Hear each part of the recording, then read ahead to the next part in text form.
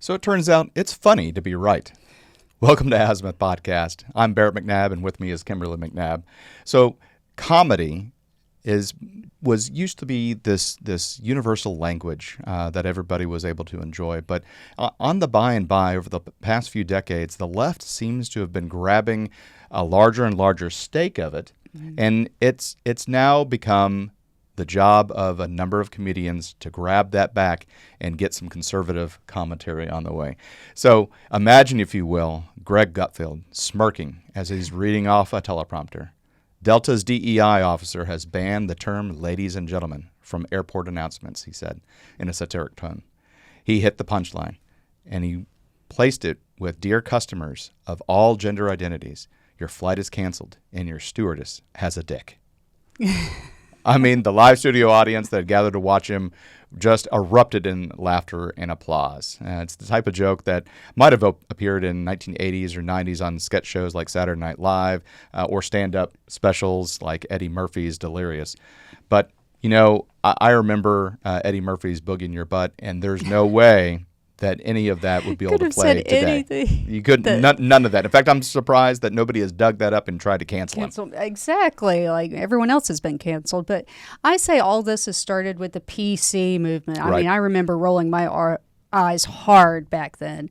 I mean, it started with, "Oh, don't call them black. They're African American." Typically said some white liberal arts major. Sure. "They're not Indian, they're Native Americans," says probably the same people who got rid of the Indian off the butter. Right, Land O'Lakes butter. Yeah. Yeah, and that logo. And did you notice they took the Indian but kept the land? Yep. But, you know, as culture has changed, the country has become more polarized. Yes. I reject that phrase. It makes it sound as though two trains that started off with their cabooses next to each other, and then something happened to make those trains start darting off in different directions away from each other. That's a good point. Yeah. But that's not how I see it, though. I don't see it as polarized. I mean, yes, we are at different ends, but I see it as we started with a series of nails and a board. It's a fixed board, right? And they're kind of evenly spaced. And you take that rubber band and you put a mark, like a dot, in the middle of that rubber band. Okay? And then you kind of put that rubber band on a nail, one side that's just a little to the right, one evenly on the left. And then someone took that rubber band and stretched it way to the left. Well, guess what's going to happen to that dot that you drew on that rubber band? It's going to move left, and it's going to encompass some of those nails that used to be on the left, like Elon Musk and his famous meme. Okay, that makes sense. And this end is stretched so far that everything that used to seem far left is just being encompassed more and more and more. And when is that rubber band going to break? And, you know, not everyone's laughing anymore. I tell you what, you've changed me, because like I said, that the train made sense, but now that you're describing this rubber band and stretching, I think you've won me over. Well, thank you. I think you won me over. But, you know, like many cultural touchstones, comedy viewership has begun to split along partisan lines. Maybe that rubber band's breaking. Maybe that rubber band gets jerked back. Who knows? Right. But, you know, what is leftist comedy now? I mean, you're making fun of Trump. Well, geez, that's so original. Even conservative comedians do that, and I love the ones that mimic his voice. It's so hysterical. Oh, my goodness. Yeah. What was it? UGA football team, and what was it? Alabama. That they each had fraternity members mimicking his voice. I'm like, oh, they're both good, but of course I'm going to cheer for the UGA imitation of Trump. They were so good. A group of anti-establishment comedians has found the pot of gold, just waiting, serving a conservative audience, because we're hungry for it. We've had to listen to these left-wing jokes and just get more and more unfunny as more and more things become unoffensive. It's like that Christmas play on South Park where everyone's just dressed in these gray leotards, right. and it's just wah, wah, wah, wah, and nothing's funny, and everyone's like, what the hell is this? Now we have to cater to right-wing crowds because they're the only ones left with a sense of humor. Yeah, and I want to push back on that. I mean, that left wing sense of humor. I mean, it's they're left with dick jokes. That's it. Yeah, and it's sad. I mean, I remember we went to a comedy show. I forget who it was, but we went to a comedy show, and all it was just profane language, and again, it was just dick jokes and stuff like that, and the person was completely intoxicated. Oh gosh! And so was slurring his words. He's looking at his phone to keep his his set going. But still, it was kind of sad. Yeah, I can remember. I wish I could remember that comedian's name because it was so vulgar, and they, talked him up like he was so famous on YouTube or something. Like, just gyrating, that's not funny. That's a dance video. Yeah, but when you get into some of the stuff for like podcasting and cable television and things like that, but group consisting of personalities like Joe Rogan, Theo Vaughn, and Gutfeld, since 2021 has really consistently ranked as the top watched late night comedy in America. Really kind of beating out network stars, including Colbert, Jimmy Kimmel, Jimmy Fallon, and honestly, I've never found them funny. I never found them really funny either. I mean, there's pre-Trump, there were some skits that they had. Some were left over from Johnny Carson and skits and Jay Leno skits and things like that. But some of them were funny. But when their commentary just focuses on Trump and Republicans, man, first of all, you're alienating half your audience right there. Yeah, because guess what? Even conservatives have a sense of humor. That's why Gutfeld ranks so high. Exactly. But the growth of these conservative-leaning comedy over the last few years, in many ways, kind of mirrored the emergence of left-leaning satirists like Jon Stewart in the 2000s. Stewart hosted, Comedy Central. He canceled. He left it. The Daily Show. He canceled it and has recently come back. But it's the weekly show, really. Weekly show, yeah. And while he took aim at kind of the both political parties as well as the news media, I think most of his stuff made fun of Republicans. Yeah, and much of his young audience at the time leaned liberal, and many thought of him as a news source.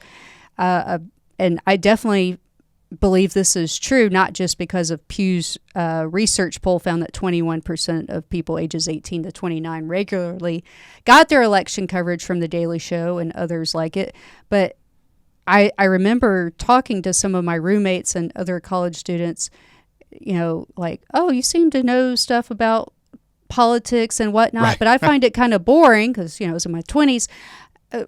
How do you stand it? They're like, oh, I just watched Jon Stewart. Right. That would be what they would say. Yeah, and, that's again, fast forward to today, and apparently the vast of the millennial and Generation Alpha and are getting Generation Z are getting their news from TikTok, right? Oh yes. And so if that's the case, stop that. get your news. Come on, you got the Tide Pod stuff from TikTok. Exactly. Get your news from Azimuth Podcast. So if you like content like this, make sure you're hitting that subscribe and like button. Again, we're a small channel. We're just still starting out, and it really does help us out by getting you to forward this video to your friends. Forward it to somebody who hates conservatives, and the joke will be on them. But like those conservative comedians emerging today, Stewart didn't view his show as expressly ideological.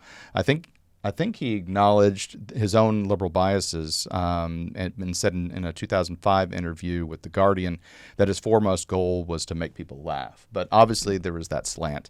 But those and I think many other late night programs had begun to kind of lean into that liberal point of view. Oh, yes, definitely. Yeah, in their monologues. And again, that's the vast majority of, I think, where Jimmy Kimmel really lost a huge part of his audience is he'd come out there and spend the first 5 minutes of his show just bashing Republicans and bashing, Trump. And it yeah, really he wasn't still that funny. he still does that. But Well, yeah, absolutely. But one reason why these late night comedy shows do tend to cater liberal audiences because guess who has to go to work in the morning? Yeah. Republicans. Those liberals don't have Adults jobs. and They can stay up late. Republicans. We can't stay up until midnight watching some unfunny quote unquote comedy late night show. Yeah.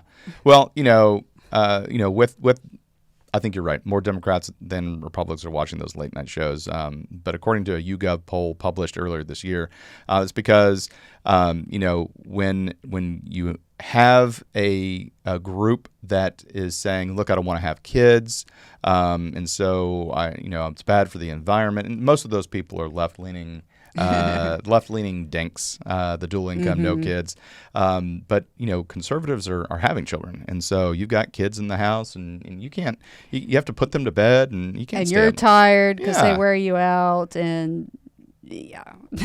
But still, I'd say that a large percentage of these shows are going to be college kids because they're young, they can stay up late, and not have a huge hit on them. But half of Republicans said that these shows focus too much on politics, and 57% said they're too liberal. Only 10% of Democrats saw the same political bias because you're already drinking from the fire hose and you are already... You can't see. Yeah. And I mean, you already have 50% of the young Turks that are leaving the Democrat Party and coming over either to independence or Republican side. And so, it's just disingenuous to say that Democrats don't understand that there's some political bias in any of these jokes. If you're making fun of the other side, it's already a little bit of political bias, in my opinion. Yeah, you got to be able to make fun of both sides. Right.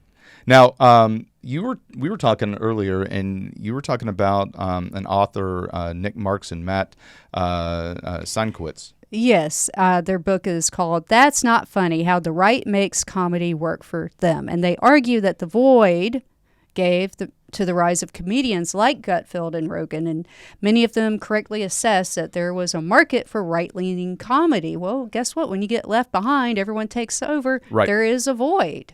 Because people are like, I want to laugh too. I miss comedy. I can't go to a comedy show without it being nothing but dick jokes and comedy because everything's so offensive. I'm like, I miss the fat jokes. Right. Whatever happened to, your mom is so fat, she watches the Thanksgiving Day parade and refers to it as Fashion Week. I mean, come on. That's a good joke.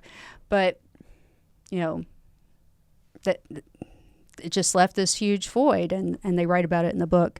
And these comedians don't think of themselves as overly partisan. Okay. Well, Tim O'Connor, the executive producer of Gutfeld, said that while the late night show airs on Fox News, the network associated with conservative viewpoints, it's not explicitly designed to appeal to people of a particular party. I mean, you can be a Democrat and realize that the ladies taking away ladies and gentlemen out of the announcements for Gates is pretty petty, and hopefully you could see that that's pretty ridiculous because let's just play the game and walk the dog on that one. Let's just say that includes transgender people. They're still ladies or gentlemen, right? I mean, yes. I mean, so you're exactly. still hitting the only people that you're leaving off are the non-binary, I guess, and that's an even smaller part of the population pool. Yeah, you're just changing the language under the guise of being inclusive. Whether in reality you're just controlling the narrative. He who controls the language controls the narrative. Yeah, and Gutfeld, I think. I saw a stat that said that Gutfeld has more Democratic viewers than some of the other late night shows. Again, they're the ones that can stay up late. Yeah, even more that are hosted by Fallon and Kimmel. So if that's true, then it just goes to show that Republicans that are staying up to watch, think Gutfeld's funny, but then also liberals think Gutfeld's funny as well. And I think it's because he's able to do comedy that the left wouldn't do. Yes, it's a more inclusive group of comedy because you can make fun of more things. And a good litmus test for whether or not a side is funny or not is, can they make fun of themselves? Yeah. Oh, yeah. Absolutely. And I think he disparages himself all the time. Oh, every episode has him going, claiming his body is regal and fit, and he has washboard abs. But I mean, he's average looking guy, and he knows it, and it's kind of a, I don't know, a flip the script or whatever. Right. Like, hey, I understand I don't have washboard abs, but women are going to supposedly stare at me. It's a type of humor that he does. Yeah. Well, I mean, so that stat that said that he's got more Democrats, but his obviously his audience is overwhelming identifying as Republican, but there were 600,000 Democrats who watched his show in July, compared to 1.3 million Republicans. So the article said that's overwhelmingly Republican. I'd say 7 Republicans out of 13 total. That's, I mean, 6 Democrat, that's almost half. Yeah, 6 Democrats out of 13 Republicans. I think that word overwhelmingly is misused. Yeah, and just as Jon Stewart holds more liberal stances, Gutfeld does have a conservative point of view. Those personal beliefs sometimes seep into the show.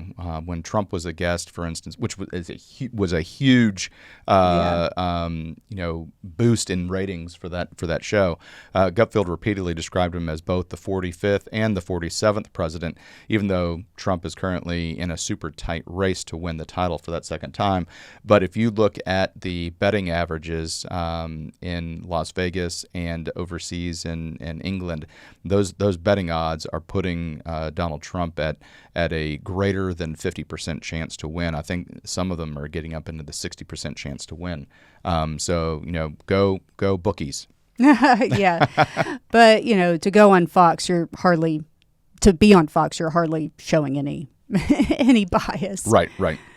But Rogan, who doesn't really seem to show that much bias, throughout his decades-long career has made jokes about and expressed support for politicians on both sides of the political aisle.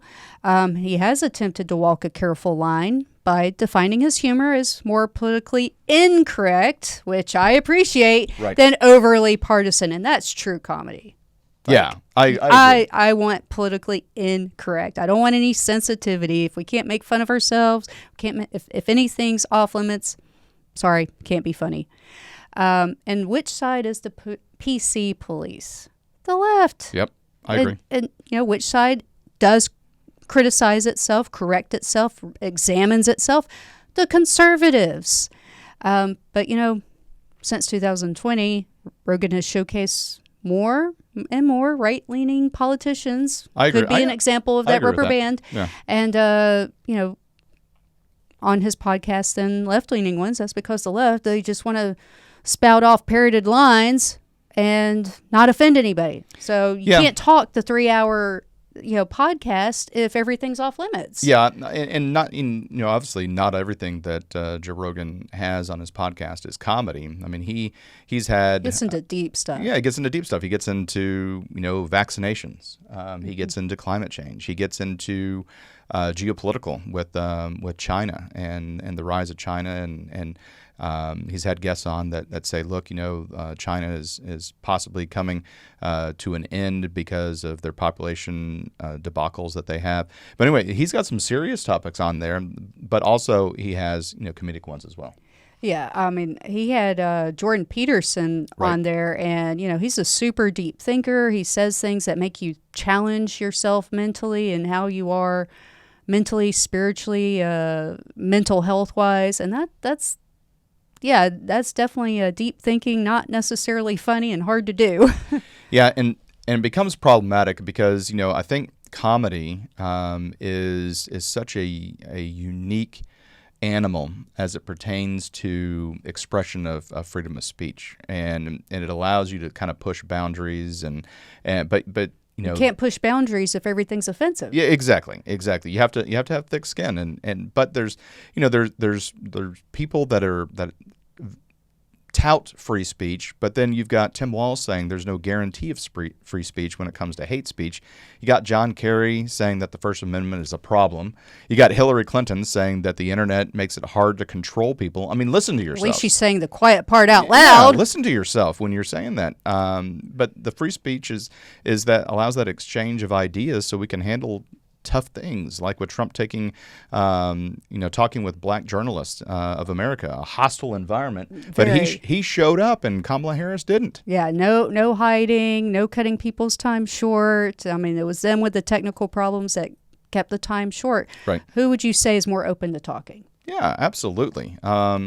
You've got these sheltered and coddled candidate Kamala Harris, Tim Walz, going on only friendly sites like The View, doing some comedy things. Howard Stern is comedic and stuff like that. Man, has he changed? He went from like throwing pieces of deli meat at women's butts to kissing her butt. Oh yeah. Well, so talk to me about what are those that authors of Marx and Seinkowitz arguing?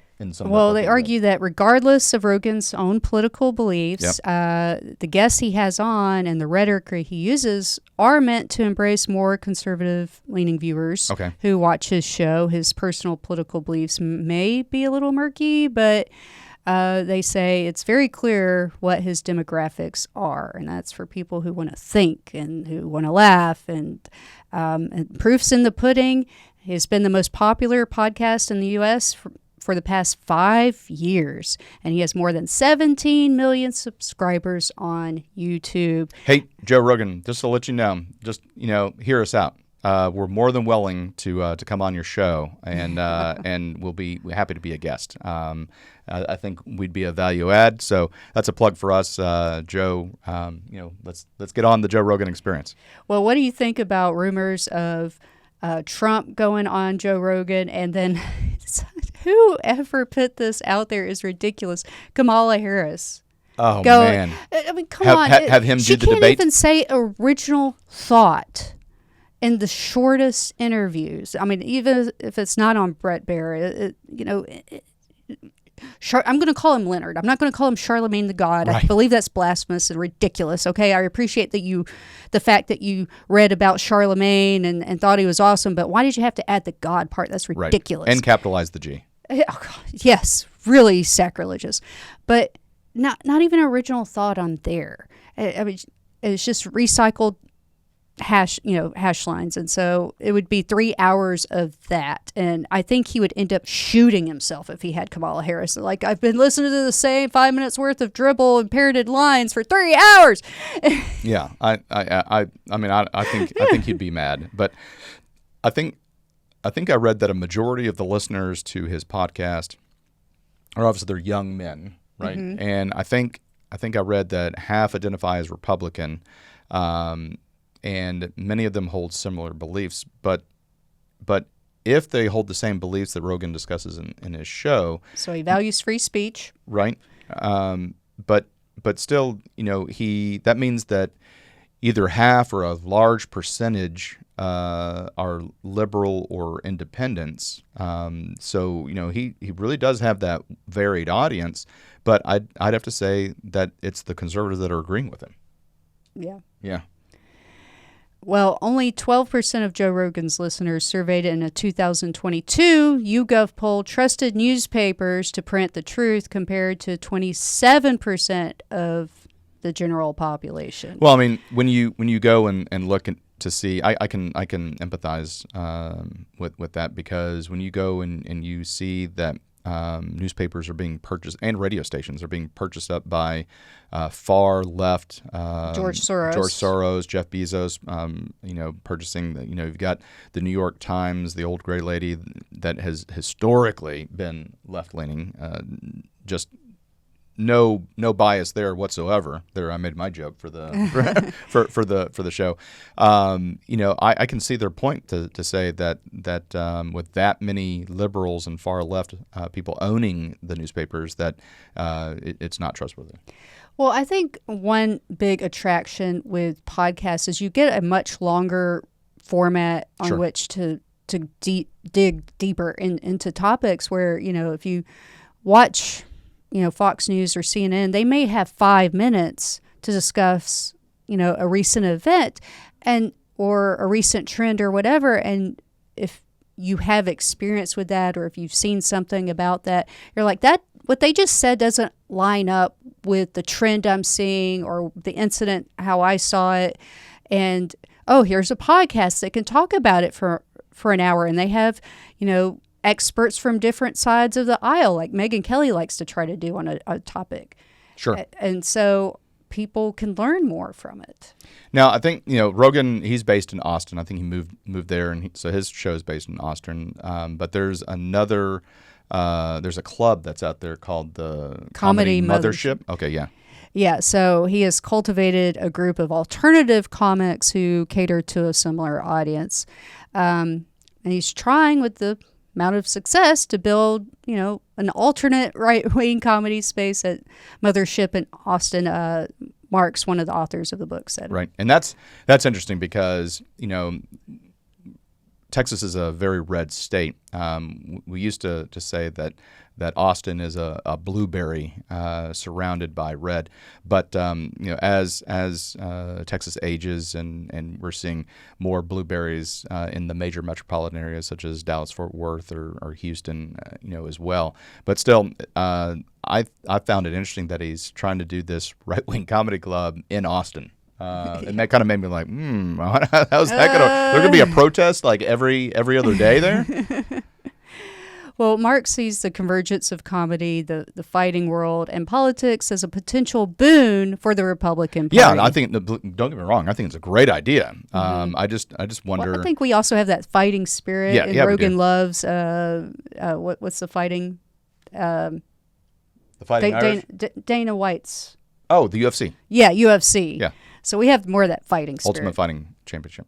Yeah, so I think what he's saying is this is an intentional push to get young men to vote. And he, with Trump showing up at UFC fights and things like that. I mean, plus Trump has the tough guy image. He already had a tough guy image, but getting shot and 2 assassination attempts, one of which he was shot at and hit, obviously cemented his tough guy attitude. So him going to UFC fights and being a guest there, that's a no-brainer, because it's conservative entertainment. And really kind of the comedy that Joe Rogan does. He was a fighter first and foremost, and then he was an announcer for the UFC, and obviously now he has his successful podcast. But still, having someone who's multifaceted, I think is a huge gift to the internet with his show. But honestly, you can't have comedy and if you can't have free speech, because the ability to offend somebody is a big part of comedy, and the language gets more and more controlled. The left comedy gets less and less funny, meaning gender likes to be controlless. It's it's sad, and so I'm glad it's being wrested from the left. Which gender likes to be controlled less? Men. Yeah. And that's why people are fighting back. Men are fighting back. Men are fighting back with comedy. Men are fighting back with podcast. And I say fight, fight, fight. Absolutely. Absolutely. So if you like content like this, make sure you hit that subscribe and like button. It really helps us out. Again, we've said it before, we're a small YouTube channel, and we are trying to get our show and message out there. So it doesn't cost you anything. If you hit that like button, it just lets the YouTube algorithm know that we're a valid show to watch. So we really appreciate it. Anyway, thank you for tuning in to Azimuth Podcast. Please stay tuned after these messages. Hi, everyone. Thank you for listening. If you enjoy our show with all the stories we share, we would love your support.